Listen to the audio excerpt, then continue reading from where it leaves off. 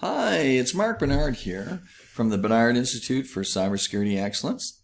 And today I'm making a video to give you a brief executive overview of the ISO 27001 Information Security Management System. Value proposition. Adopting ISO 27001 ISMS will help business control costs while improving employee, customer, and contractors and suppliers' engagement in risk-based thinking. The ISMS strategy will reduce business exposure to risks and unplanned expenses by managing the risks of information confidentiality or control over personal information, the loss of program integrity created by a lack of process documentation and accountability, and the loss of availability to products and services. ISO 27001 will deliver value by enhancing the organization's cybersecurity reputation that will attract and retain customers. ISO 27001 is used in over 167 countries. It has over 33,000 certified registered organizations in 39 industries. On average, it has been growing since about 2005 by about 20% each year, and it's updated every 4 years. And when it's updated, there are 51 countries who contribute to the updates. They create subcommittees from their national standards organizations, and those organizations solicit input into the ISO 27001. This is truly the only internationally recognized framework for cybersecurity. Let me break it down a little bit more so that you understand what an information security management system does. So it provides the processes that govern information security, but on an enterprise level. There are 7 key processes: program governance, risk management, continual improvement, strategic communications, awareness training, internal audit, record and documentation administration. There are 4 domains, if you like, within the ISMS focus. One is specifically on information security. It was really created to protect information in all formats, whether it's physical or digital, during the collection, transmission, or processing and storage, information in any type of format. It's different. Information security is different than technology security. Sometimes these two things get confused. Hackers use technology like software and hardware in order to exploit vulnerabilities in those technologies to get access to the information. The hackers don't actually want access to the technology. If they could go directly to the information database, they would be very happy with that. But the technology gets in the way, and the technology is used to manage and process the information, so they have to get through the technology. Physical and environmental security is also covered off in ISO 27001. So physical is pretty straightforward. It's property, vehicles, cars, anything, your home office, all of those things. Environmental security talks about, protection against natural disasters, also protection against heat and cold. So you might have cooling and heating systems involved. Finally, cybersecurity is about the protection of information as it flows across public domains. So any type of information that's flowing across the internet, for instance, is in scope. All of these things are all managed by one system, the Information Security Management System. Quality management is at the heart, along with risk management, of the ISO 27001. It was harmonized, in fact, with ISO 9001 back in 2005 when it was adopted by the International Standards Organization. The capability and maturity model is important because in order to have a process that you can measure the quality of and continually improve, you need to have it documented. And in addition to that, ideally you want to have it managed so that you can have feedback loops in it. So quality management system and the capability and maturity model go hand in hand. The ISO 27001 matrix is comprised of 2 sections, so clauses 4 to 10, 148 controls. This defines the management system. A lot of times, most people out there who are implementing ISO 27001 don't have too many clues about what the management system does, which is very unfortunate because the management system should already be in place before you even begin the integration of the controls. In a lot of organizations that I audit, unfortunately, they have implemented this part, Annex A, and not the management system.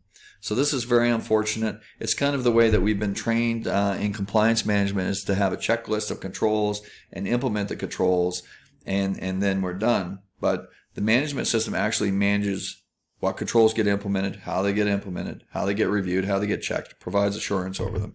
It does a number of things that are very important in order for the executive team and the management team of the organization that's adopting ISO to maintain control and not have external parties like regulatory agencies or third-party auditors telling you what controls you need to implement. You should already know what controls you need based on risk. So, as I mentioned before, clauses 4 to 10 defines the governance process for the governance committee. 148 controls. We've taken this and created a very slick, sophisticated way of addressing those 148 controls. Annex A gets integrated. It gets integrated into human resources, legal, supply chain, physical security, and information technology. This is by no means an information technology standard alone. People who assume that don't understand what it's used for. So that's unfortunate. Annex A is also integrated into the front office operations, all employees and contractors. So when we have legal agreements or employment agreements, it gets integrated into that. We teach employees and contractors how to identify sensitive information and how to protect it. We define what controls need to be applied, whether it's encryption or whether it's redundancy or whether it needs to be shredded or it can't be copied. Those types of controls need to be taught to the employees so that they understand what security standards need to be applied. The management system, we've created a sophisticated approach. We review the 148 controls. 37% of those apply to governance, 17% apply to risk management, 10% apply to continual improvement. Internal audit has 6% of those controls. Strategic communications has another 6%, and 5% apply to awareness training. And finally, document and records control applies to 19%. So maintaining documents that are approved and records that substantiate the fact that the program is running, very, very important. We've taken all of these controls, 148 controls, and we've created 7 procedures in this ISMS reference model.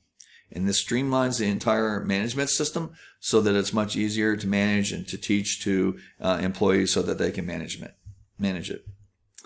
Governance is an important process. All the top executives from each of the portfolios, the risk owners, if you like, are usually part of the executive team, are on this committee.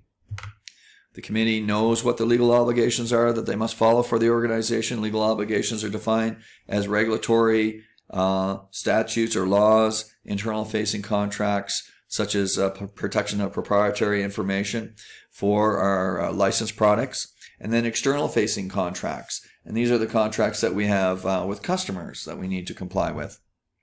The ISMS manager runs the program on a day-to-day basis and basically reports on a quarterly basis to the governance committee. The governance committee is also aware that we have an authorized control registry. So when we go through the risk assessment process of justifying in scope or out of scope, what controls in Annex A get integrated into all those various programs, we create a registry. It's called a statement of applicability in ISO world, but we call it also an authorized control registry. So we don't want to implement more and more controls in layers because that only drags down the efficiency and the productivity of the organization. So we want to make sure we have a check and a balance approach. The governance committee will review the risk assessments and make decisions about the controls that are presented to them. Management's responsibility includes ensuring information security policies are followed, making sure that the integration of information security is complete within the organization, ensuring that the resources needed for information security are available, making sure that they communicate the importance of effective information security, ensuring that the information security management system achieves its intended outcomes. They direct supporting persons to support the program. They also promote continual improvement, and they support other relevant management roles that demonstrate leadership as it applies to their responsibilities. Controlling costs is very important. We do evaluation of assets in order to ensure that we never implement more security than the value of the assets that we're protecting. So this is an important check and balance process that we do. There are many frameworks out there. A lot of these frameworks, well, all of them except for ISMS, do not have management systems. They're very expensive to implement, and these are low-end and high-end cost estimates for these various programs. General Data Protection Act, Canadian Consumer Protection Act, COBIT, SOC 2, NIST, High-Tech, ITAR, FedRAMP, PCI, DSS, all of these systems, all these regulatory frameworks do not have management systems except for ISMS. ISMS has a management system, and you can use it as a parent, and these can all be children, and they fit under it. And if you take that approach, you can spend approximately about $30,000 to integrate each of these control frameworks into the ISMS and save a lot of money. ISMS is the parent. This is the advantage, disadvantage. The advantage is ISMS has a management system. These other frameworks do not. These other frameworks can act as children and be integrated, and we can have an integrated management system. We have risk rating and prioritization. This is a 5-scale system that I use, so we do calculate. This is called a quantifiable risk assessment approach. We quantify risk based on a 100% scale. We have 5 levels. You can see extreme and critical, high, medium, and low risk. We also have a risk appetite identified in the risk management policy. Anything that is extreme and critical gets addressed right away. As you can see, there's 2 hours for code blue, code orange. We have 4 hours to resolve. Anything that's below that, high, medium, and low, you have 10, 30, and 90 days, respectively. The risk assessment approach or process looks like this. We take asset vulnerabilities, multiply that by business impact, multiply by the threat exposure, subtract the existing control effectiveness.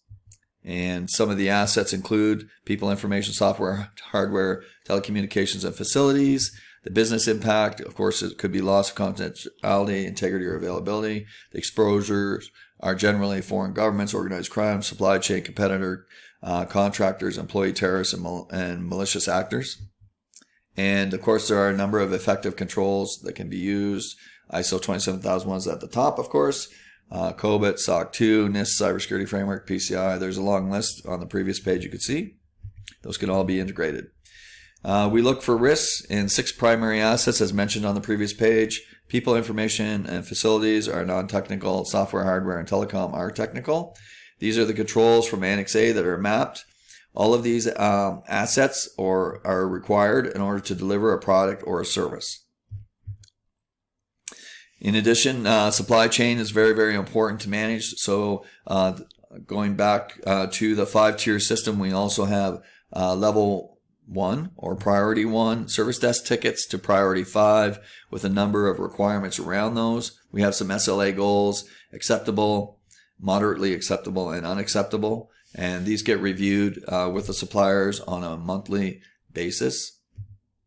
And again, it's based on our risk management framework and our risk appetite. Supply chain can look like this. We have subcomponent manufacturers, assemblers, physical offices, distribution centers, and retail outlets, as well as the consumer. This is an example of a pharmaceutical supply chain, and any one of these areas can have risks. Depending on where you are and your organization in the supply chain will depend on how you apply the ISMS. And so that's very important. It's very important to understand where you are in the supply chain, period.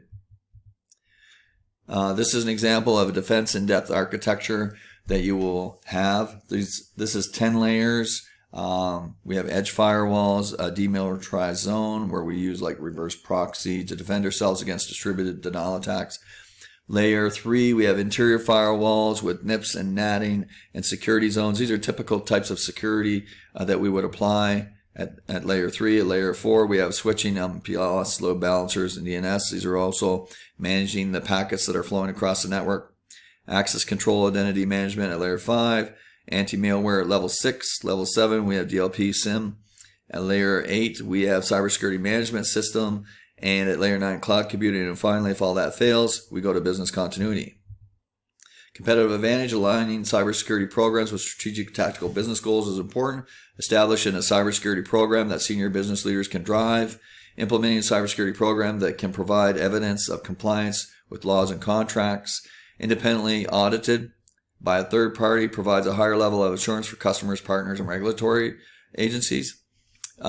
Get a registration certification that we can share on our website with other customers, potential customers. ISO ISMS is a real-time evidence-based cybersecurity system. So anytime we're audited or reviewed, we have evidence that minute, that second, that hour, that day of what happened. ISMS is internationally accepted. It's the only one that's internationally accepted. Manage all privacy, financial, cybersecurity regulations with one dashboard, one system. Cybersecurity framework is often requested in RFPs, especially outside of the U.S. It's the number one framework that gets asked for, 27001 ISMS, and then SOC 2 is next. If you have any questions, please contact me. You have my email address, my phone number. Please visit our website. If you like this video, please be sure to like it and share it. You can also find us on LinkedIn, Facebook, Twitter, and YouTube. Have yourself a great day, and thank you for your time.